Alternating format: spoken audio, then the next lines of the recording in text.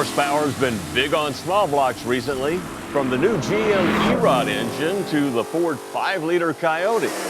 Some small blocks even got power adders like this Mustang GT that we supercharged. Now that's all cool stuff, but kind of leads us to believe it's time for some all-out big block horsepower. And that's what this show's all about, and that's why we got this 572 out of the mothballs to have a little fun today. Now this is an engine that has quite a history on horsepower. Back around 2002, just after its release, we went to a GM plant to see 572s assembled by hand with pretty strict attention to detail.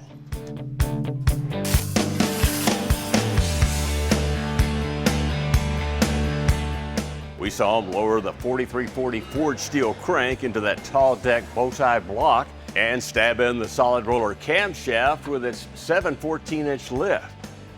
The GM guys were excited about the new aluminum heads with 118cc combustion chambers, 315cc intake runners, stiff dual valve springs, and 1.7 roller rockers.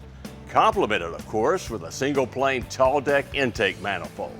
Yeah, it was big news then for a big reason.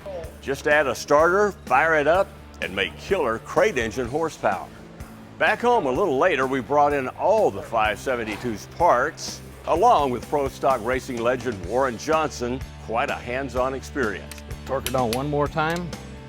As was dropping the same engine into Horsepower's 69 Project Supernova with a huge performance racing trans behind it. A few years later, after our DTS engine dyno was installed, we broke it in style with a second 572, which made an impressive 740 horsepower and 725 foot-pounds of torque. Today, our goal is to bring that 572 to the next performance level. We'll try out two different Holley Ultra Dominator race carbs. When we determine which one makes the most power with our combination, time for the squeeze play. That's right, a healthy dose of nitrous.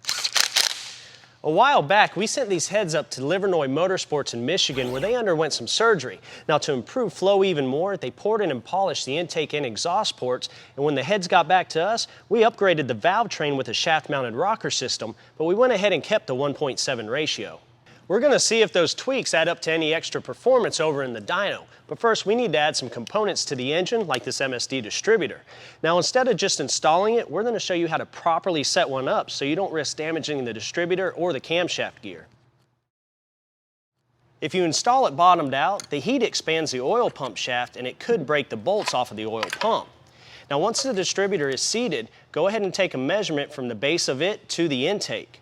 Now raise it just a little bit, tighten down the collar, and take another measurement. You want to be between 10 and 30 thousandths. That'll give you plenty of clearance for heat expansion. Now we can check for proper gear mesh in between the cam and distributor gear. To do that, put some gear marking compound on the distributor gear and drop it back in the hole. Now turn the motor over several times and that'll wear a pattern in the grease.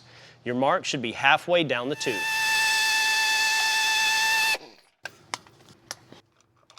The MSD distributor comes with heavy springs for the Advance. Now we're going to swap them out for these light springs that will bring the Advance in a lot sooner in the RPM range. We're not going to lock it out to avoid hard starting conditions. The first carburetor we're going to try on our 572 is this Holley Ultra Dominator in 1150 CFM.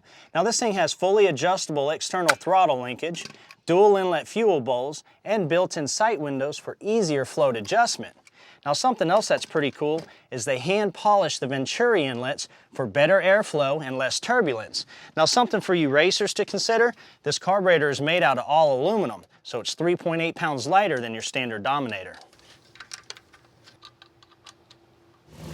With the initial timing set and the warm-up complete, let's see what we get.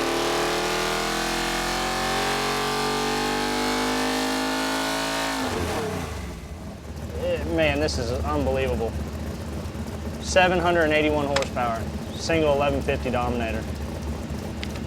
And torque is 640 foot-pounds through the entire range. Let's go ahead and put a degree or two of time in it and see if it pulls it anymore.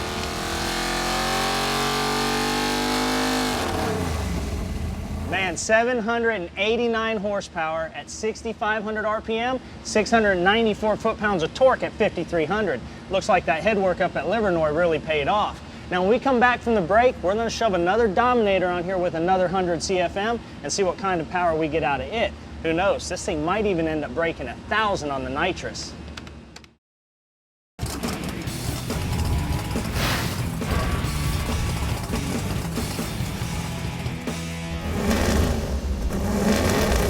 We're back and moving on. We're playing with our 572 with heads that were highly modified at Livernois. We ran it with an 1150 CFM Ultra Dominator and made 789 horsepower, 694 foot-pounds of torque. Now you're just in time to see what another 100 CFM will give us. By the way, we're feeding this 572 with 110 octane race fuel, and a lot of it. It's burning about 2.5 gallons a run. Whoa, 791 with 699 foot-pounds. Time to play with some nitrous. The Ultra 1250 was the right thing to do, and the gains proved it. Plus, it'll benefit the nitrous we're fixing to throw at it. Now, this is a cheater kit from NOS that's adjustable from a 150 to a 250 shot. Guess which two we're gonna try. The first thing up is the spray bar. This is a wet system, which means both fuel and nitrous are sprayed downward into the engine through these spray bars. So make sure the plate is installed with the NOS logo facing up. What makes this easy is both fuel and nitrous use the same size jets for each shot. Here goes the 150s. Nitrous oxide allows the engine to burn more air and fuel. The results are a more powerful combustion. It's non-flammable, but delivers more oxygen than atmospheric air by breaking down at elevated temps. It's stored as a compressed liquid. As it evaporates and expands in the intake, it causes a large drop in intake charge temps. This makes a denser charge for more air and fuel to enter the cylinder. That's why it requires less timing. The amount of timing retard differs for every combo, but a safe practice to follow is 1.5 to 2 degrees retard for every 50 horsepower. All right, we're ready to make a pull on a 150 shot. Now normally the throttle arm activates the nitrous system, but because we're on the dyno, I'm gonna do it with this switch. See if you can tell when I hit it.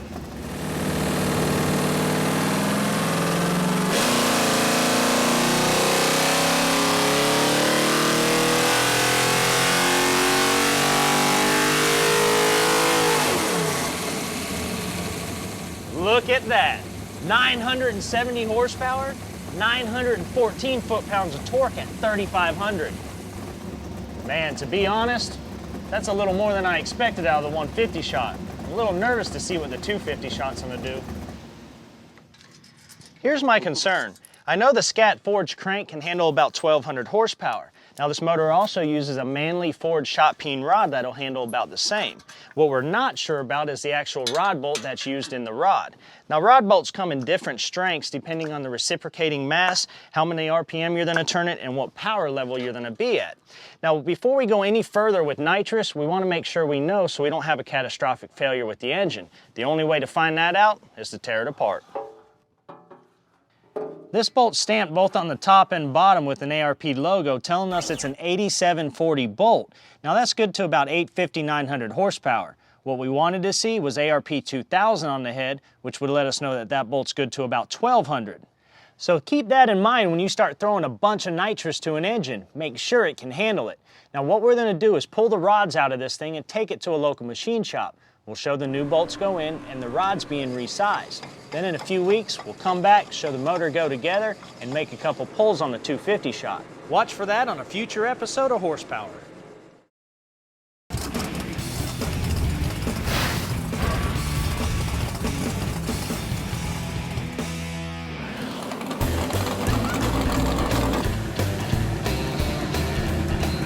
The weekend car cruise, a tradition as old as the hot rod itself.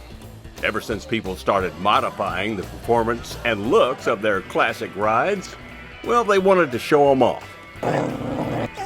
One of the favorite American cruise events happens every month from April through October in Somerset, Kentucky.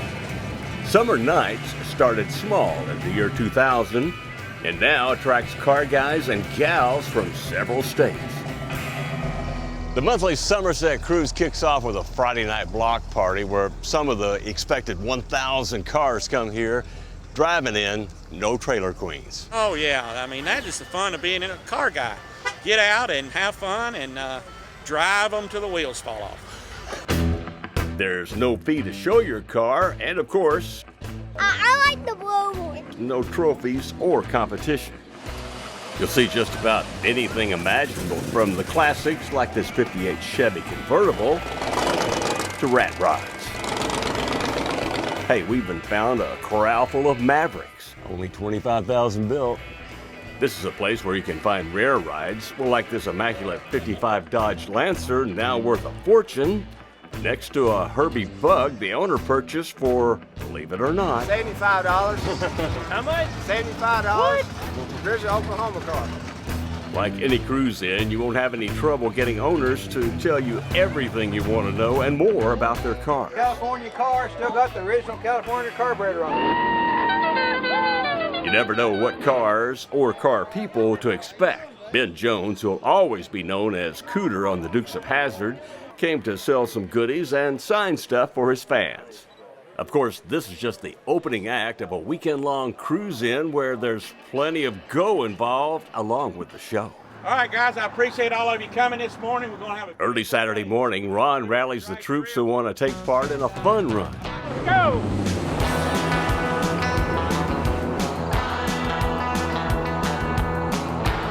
It's a scenic 40-mile ride on some of the main roads and back roads outside Somerset. The countryside is gorgeous, all the way to the destination, an 8th-mile drag strip called Lake Cumberland Dragway. A lot of serious local racers joined in to show how it's done. It's the first time many of these cruise cars have been on a drag strip, but it's all about having fun, with the exception of a few grudge matches.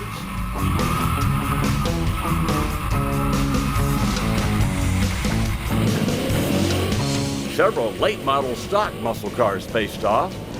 Camaro versus Challenger, and the Camaro is winning with an 803. Camaro versus Mustang. And the Mustang wins with a 751. Nothing decisive, of course, but one thing's for sure, we got to get back to town for the main event. The downtown show with a cast of more than 1,000 mostly cool cars. We'll see you there. You're watching Horsepower. For a DVD copy of this episode, just go to PowerBlockTV.com and order your copy for just $5.95 plus shipping and handling. Start your own Horsepower collection, delivered right to your door from the Power Block.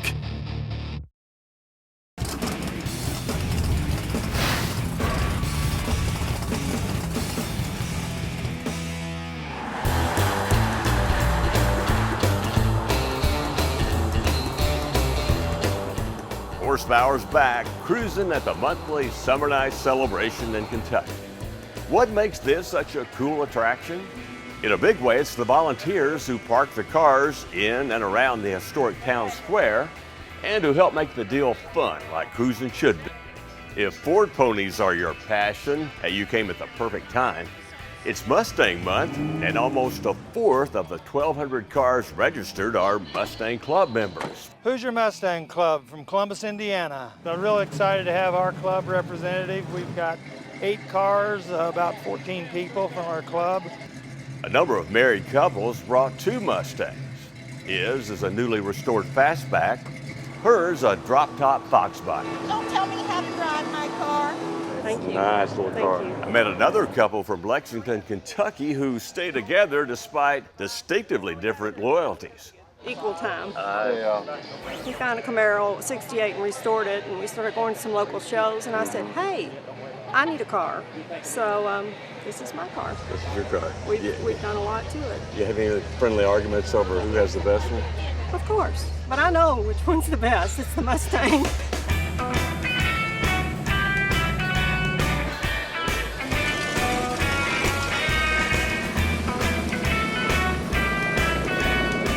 Well, beyond Mustang Alley, it's a mix of antiques, muscle cars, and more.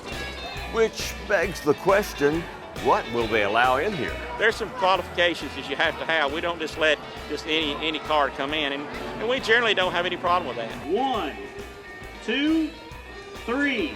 Like I said before, there are no awards or trophies, but there are door prizes, and this 96 Vet would make a perfect project vehicle. Okay, time to cruise the cruise and see what we find. Everybody else is driving cool cars. I got a golf cart. What are you gonna do? There it is, the original General Lee, one of several hundred. Corvette, Corvette, Corvette, Corvette, Corvette, And a Mustang. Look at what we found. We were dragging this. Hey, Joe, that thing got a Hemi in it? Gotta stop here. These guys are all about Mustang cop cars used for a limited time during the 80s. All of these cars were stock 302 cars with stock drivetrain. It was the suspension that made them fast and the lightweight. My personal favorite? Well, just maybe it's this Pro Street Monte Carlo, modified and personalized by its proud owner. 402 block, 460 over. It's a solid roller cam. It's got 100 shot of nitrous. Is it done? They're never done. My wife thinks it's done, though. Do you remember that famous street race from American Graffiti? Yellow Coupe versus 55 Chevy? Well, apparently this father and son saw the movie too many times. No bones about it. They made replicas of each car. We started out with this coupe, and then we ended up bringing Paul and Cindy out to a car show, so we needed a 55, and Dad said, let's just do one for ourselves, and I said, no, I don't know about that, Pop. We actually built a car in 8 weeks, the black 55, and from start to finish. Yes, sir. You still watch the movie? Every chance we get. Pretty much. Well, obviously the couple that cruises together stays together. This pair of Mustang owners decided to renew their vows with hundreds of witnesses. Now you better kiss each other. Oh, ain't it sweet? Well, just like the weekend cruise tradition, carried on in towns like Somerset, Kentucky. Showing them off, driving them on the back roads, even racing them down the strip. It's an ongoing celebration of America's cool car culture. We'll see you next time.